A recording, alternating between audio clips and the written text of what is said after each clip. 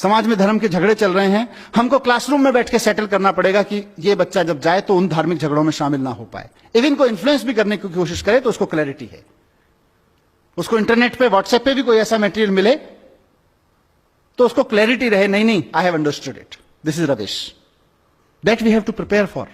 धर्म के जाति के झगड़े हैं, क्षेत्रवाद के झगड़े हैं, क्रिटिकल नहीं है। 5000 साल पहले जिसने कुछ कह दिया उसी को माने बैठे हैं। नया करने की क्षमता पैदा नहीं हो रही है हमारे बच्चों में।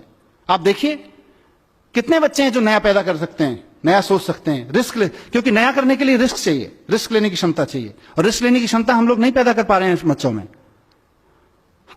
क्योंकि हम जब पैदा कर पाएंगे तो हमारी क्लास में पढ़ने वाले 40 बच्चों में से कम 38 के बीच होनी चाहिए। अभी तो 38 में से 40 में से 2 के बीच है, उसके बहुत सारे और संयोग कारण हो सकते हैं। क्योंकि जब क्लासरूम से रिवॉल्यूशन से पैदा होगा, कॉन्फिडेंस पैदा होगा, नया करने की जिज्ञासा पैदा होगी, हिम्मत पैदा होगी, तो वो 40 में से 38 बच्चों की में पैदा होगी कम से कम। और उसका नतीजा क्या हो रहा है? एक नेशन जो अपने आप में कॉन्फिडेंट नहीं है, एक सोसाइटी जो अपने आप में अपने थॉट्स पे कॉन्फिडेंट नहीं है, अपने थॉट्स के प्रति क्रिटिकल, अपनी कन्वेंशंस के प्रति क्रिटिकल नहीं है, कुछ नया करने की हिम्मत नहीं जुटा पा रही है। 1500 साल पहले आर्यभट्ट ने कहा था शून्य है, शून्य की खोज की उसने किया, और हमने 1500 साल क्या किया? हमने 1500 साल गाना गाया, जब जीरो दिया मेरे भारत ने दुनिया को तब गिनती आई। हमने गाना गाया, और उसी शून्य का 1500 साल पहले जिस हिंदुस्तान ने शून्य का आविष्कार किया, उसी शून्य का इस्तेमाल अमेरिका यूरोप के साइंटिस्ट ने करके पूरा साइबर वर्ल्ड उस शून्य में खड़ा कर दिया।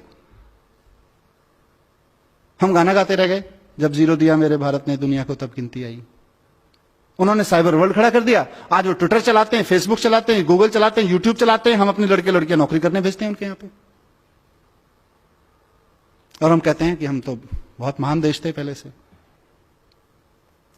हम अच्छा हमने किया है, काफी कुछ किया है, ऐसा नहीं है कि एजुकेशन में कुछ नहीं हुआ। मैं with due respect to every educator मैं कहना चाहता हूं कि एजुकेशन की आज तक की बहुत अचीवमेंट है। आज मैं अगर आपके सामने खड़ा होकर इस मंच से बोल पा रहा हूं और आप में से कोई इस बात को लेकर क्वेश्चन नहीं कर रहा है कि ये जो आदमी इतनी बड़ी बड़ी बातें यहां कर रहा है, इसका धर्म और जाति क्या है, वो एजुकेशन की अचीवमेंट है आज हमारे यहां। आज आपके सामने कोई आदमी इंटरनेट यूज करता है और आपके मन में कभी भी यह सवाल नहीं उठता, मतलब आपके माने समाज के मन में, समाज में किसी के मन में यह सवाल नहीं उठता है कि इंटरनेट यूज करने वाले की जाति क्या है, जरा पूछ के तो देख लें, इस जाति के लोगों की हिम्मत कैसे हुई इंटरनेट यूज करने की। आज ये क्वेश्चन नहीं बचा है समाज में, वो एजुकेशन की वजह से है। 500 साल पहले गुलाम खरीदना और रखना या गुलाम की तरह बिकना समाज की स्वीकृति में था। आज कोई भी व्यक्ति इस बात को स्वीकार करने को तैयार नहीं है अपने सामने किसी गुलाम को बिकते हुए देखकर। खुद के लिए गुलाम होकर बिकना या खुद के लिए गुलाम खरीदना तो अलग छोड़ दीजिए, ये एजुकेशन की अचीवमेंट है। लेकिन जहां नहीं पहुंचे वहां का चर्चा करना जरूरी है। जो छूट गया एजुकेशन से वो बहुत क्रिटिकल है और वो बहुत स्लो है। इसीलिए मैंने कहा हम अतीत के गुणगान में बहुत लग गए हैं। हिंदुस्तान की सबसे बड़ी प्रॉब्लम यही है कि हम अतीत का गुणगान बहुत करते हैं।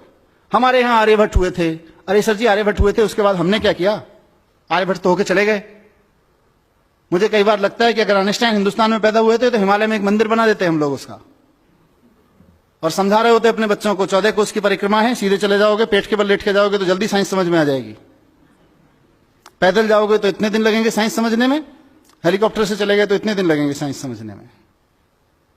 मैं किसी धर्म और किसी मान्यता का अपमान नहीं करना चाहता हूं, उनकी सबकी एक साइंस है। हमने अपनी साइंस के चक्कर में वो साइंस भी खो गई।